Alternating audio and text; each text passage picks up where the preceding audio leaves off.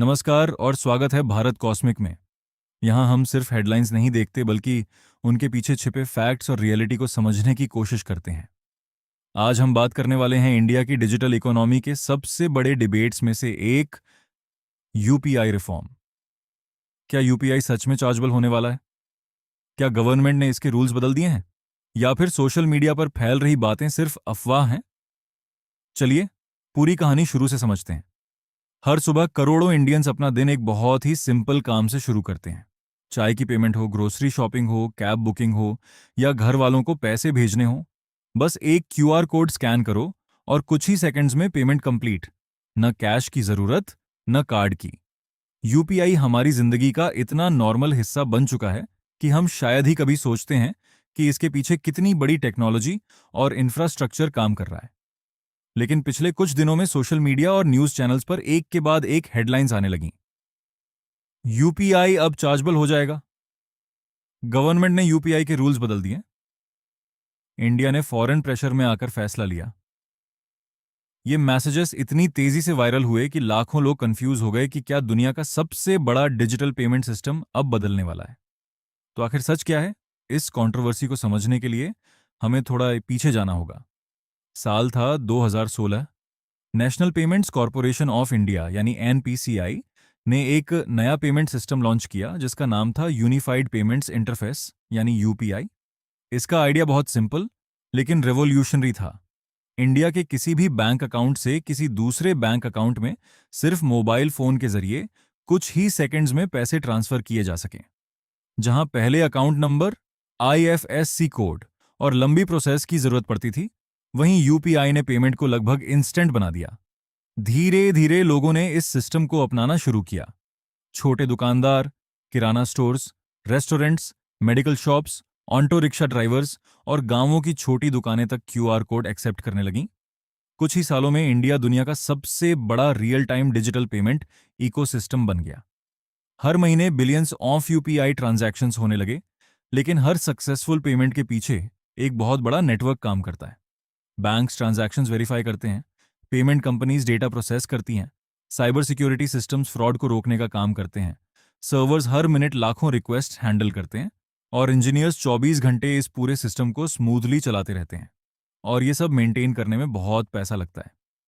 कई सालों से बैंक्स और फिनटेक कंपनीज ये कह रही थीं कि इतने बड़े पेमेंट सिस्टम को बिना किसी सस्टेनेबल रेवेन्यू मॉडल के चलाना मुश्किल होता जा रहा है। पहले डिजिटल पेमेंट सिस्टम्स में एक कॉन्सेप्ट होता था जिसे मर्चेंट डिस्काउंट रेट यानी एमडीआर कहा जाता है। ये कस्टमर से लिया जाने वाला टैक्स नहीं होता। ये एक प्रोसेसिंग फी होती है जो मर्चेंट या दुकानदार बैंक और पेमेंट प्रोवाइडर को ट्रांजैक्शन प्रोसेस करने के लिए दे सकता है। जब इंडिया डिजिटल पेमेंट्स को बढ़ावा देना चाहता था, तब गवर्नमेंट ने यूपीआई और रुपए के ज्यादातर मर्चेंट ट्रांजैक्शंस पर एमडीआर हटा दिया। मकसद साफ था, डिजिटल पेमेंट्स को जितना हो सके सस्ता और आसान बनाना, ताकि हर छोटा व्यापारी और हर आम आदमी इसका इस्तेमाल कर सके। और ये स्ट्रैटेजी जबरदस्त सक्सेसफुल रही। आज यूपीआई को दुनिया भर में इंडिया की सबसे बड़ी डिजिटल सक्सेस स्टोरीज में से एक माना जाता है। लेकिन जैसे जैसे ट्रांजैक्शंस बढ़ते गए, वैसे वैसे एक नया सवाल भी उठने लगा। इतने बड़े इंफ्रास्ट्रक्चर का खर्च आखिर कौन उठाएगा? इसी वजह से बैंक्स और फिनटेक कंपनीज लगातार एक सस्टेनेबल मॉडल की मांग करने लगीं। और यहीं से शुरू होती है लेटेस्ट यूपीआई रिफॉर्म की कहानी। पार्लियामेंट ने एक नया लॉ पास किया है जो इलेक्ट्रॉनिक पेमेंट चार्जेस से जुड़े लीगल फ्रेमवर्क में बदलाव करता है। सबसे बड़ी गलतफहमी ये फैली कि इस लॉ के बाद यूपीआई तुरंत चार्जेबल हो गया है। लेकिन सच ये नहीं है। इस लॉ ने पहले से लगी लीगल रिस्ट्रिक्शन को हटाया है और गवर्नमेंट को यह पावर दी है कि अगर फ्यूचर में जरूरत हो तो कुछ स्पेसिफिक इलेक्ट्रॉनिक पेमेंट ट्रांजैक्शंस पर मर्चेंट डिस्काउंट रेट यानी एमडीआर लागू कर सके। सीधी भाषा में समझें तो लॉ ने सिर्फ एक लीगल ऑप्शन दिया है। किसी भी यूपीआई ट्रांजैक्शन पर तुरंत कोई नया चार्ज नहीं लगाया गया है। जब सोशल मीडिया पर कंफ्यूजन बढ़ने लगा, तब फाइनेंस मिनिस्टर निर्मला सीतारमण ने भी क्लैरिफिकेशन दिया। उन्होंने कहा कि आम यूपीआई यूजर्स पर कोई डायरेक्ट चार्ज नहीं लगाया गया है। अगर फ्यूचर में एमडीआर लागू होता भी है तो उसका संबंध मर्चेंट से होगा, न कि डायरेक्टली यूपीआई इस्तेमाल करने वाले कस्टमर से। लेकिन इसी क्लैरिफिकेशन के बाद पूरा मुद्दा सिर्फ इकोनॉमिक नहीं रहा, अब ये एक बड़ा पॉलिटिकल डिबेट भी बन चुका था। लेकिन यहीं से कहानी और भी दिलचस्प हो जाती है। विपक्षी नेताओं ने सवाल उठाया, ये रिफॉर्म अभी ही क्यों लाया गया? इसी सवाल के साथ यह बहस भारत से निकलकर इंटरनेशनल लेवल तक पहुंच गई। इसी दौरान लोगों का ध्यान यूनाइटेड स्टेट्स ट्रेड रिप्रेजेंटेटिव यानी यूएसटीआर की एक रिपोर्ट पर गया। इस रिपोर्ट में अमेरिका ने भारत के डिजिटल पेमेंट इकोसिस्टम के कुछ पहलुओं पर क्रिटिसिज्म किया था। अमेरिका का कहना था कि कुछ अमेरिकन पेमेंट कंपनीज को भारत के यूपीआई इकोसिस्टम में बराबर एक्सेस नहीं मिल रहा है और भारत की डिजिटल पेमेंट पॉलिसीज उनके लिए एक ट्रेड कंसर्न है। अब सोशल मीडिया पर एक नई कहानी शुरू हुई। लोगों ने कहा, पहले अमेरिका ने भारत की यूपीआई पॉलिसी पर सवाल उठाया और उसके बाद भारत ने इलेक्ट्रॉनिक पेमेंट से जुड़े लॉ में बदलाव कर दिया। तो क्या भारत ने अमेरिका के प्रेशर में आकर यह रिफॉर्म किया? दावा बड़ा था। लेकिन अब पॉलिटिक्स से थोड़ा अलग होकर फैक्ट्स देखते हैं। सबसे पहली बात, हाँ, यूएसटीआर ने भारत के डिजिटल पेमेंट फ्रेमवर्क पर क्रिटिसिज्म किया था। यह officially published US trade report में डॉक्यूमेंटेड है। दूसरी बात, हाँ, पार्लियामेंट ने लेजिस्लेशन पास किया है जिससे गवर्नमेंट को फ्यूचर में स्पेसिफाइड इलेक्ट्रॉनिक पेमेंट ट्रांजैक्शंस पर एमडीआर इंट्रोड्यूस करने की लीगल फ्लेक्सिबिलिटी मिलती है।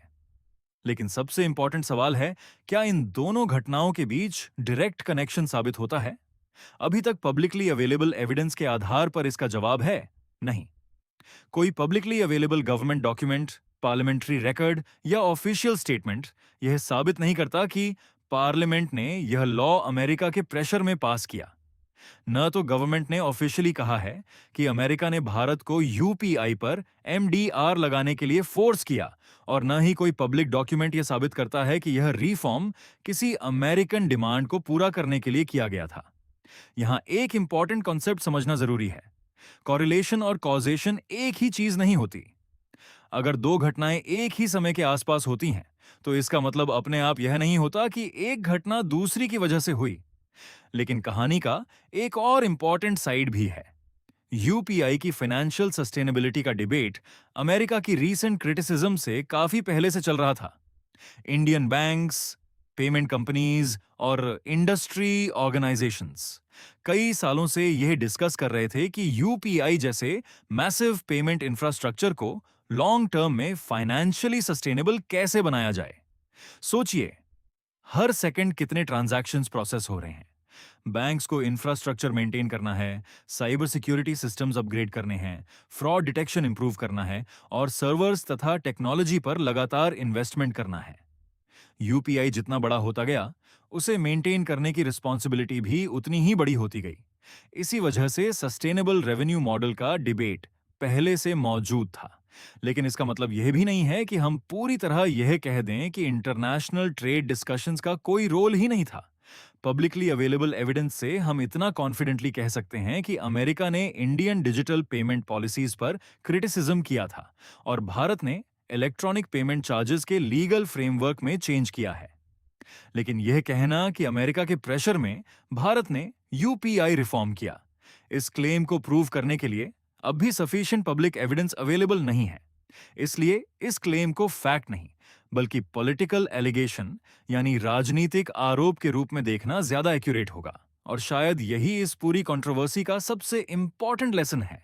आज के डिजिटल एज में इंफॉर्मेशन फैक्ट से भी फास्टर ट्रैवल करती है। एक वायरल ट्वीट, शॉर्ट वीडियो या व्हाट्सएप फॉरवर्ड लाखों लोगों तक पहुंच सकता है, कभी कभी ऑफिशियल क्लैरिफिकेशन से भी पहले। इसलिए किसी मेजर पॉलिसी के बारे में सिर्फ यह मत देखिए कि कौन क्या कह रहा है, यह भी पूछिए एविडेंस क्या है। यूपीआई ने भारत की इकोनॉमी और डेली लाइफ को पूरी तरह ट्रांसफॉर्म कर दिया है। आज एक छोटा दुकानदार डिजिटल पेमेंट एक्सेप्ट कर सकता है, कस्टमर बिना कैश के पेमेंट कर सकता है और फैमिली मेंबर्स सेकंड्स में पैसा ट्रांसफर कर सकते हैं। अब फ्यूचर का रियल चैलेंज यह है कि भारत यूपीआई को अफोर्डेबल भी रखे और उसके मैसिव इंफ्रास्ट्रक्चर को फाइनेंशियली सस्टेनेबल भी बनाए। अगर फ्यूचर में एमडीआर इंट्रोड्यूस किया जाता है तो उसका एक्चुअल इंपैक्ट इस बात पर डिपेंड करेगा कि गवर्नमेंट इसे किन ट्रांजैक्शंस पर, किस रेट पर और किस कैटेगरी के मर्चेंट्स पर लागू करती है। और जब तक फ्यूचर नोटिफिकेशंस और डिटेल्ड रूल्स सामने नहीं आते, एक बात याद रखिए, ऑर्डिनरी यूपीआई यूजर्स पर कोई direct new charge automatically impose नहीं हुआ है। अमेरिका ने क्रिटिसिज्म किया, यह फैक्ट है। यूपीआई चार्जेस के लीगल फ्रेमवर्क में चेंज हुआ, यह भी फैक्ट है। लेकिन अमेरिका के प्रेशर की वजह से रिफॉर्म हुआ, यह अब भी प्रूवन फैक्ट नहीं है।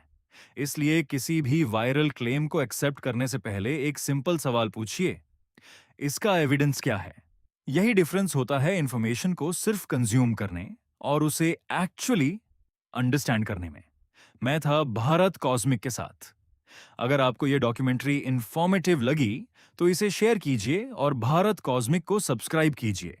यहां हम सिर्फ हेडलाइंस नहीं देखते, हम उनके पीछे की पूरी स्टोरी समझने की कोशिश करते हैं।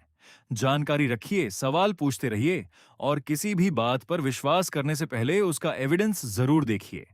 मिलते हैं अगली डॉक्यूमेंट्री में। धन्यवाद।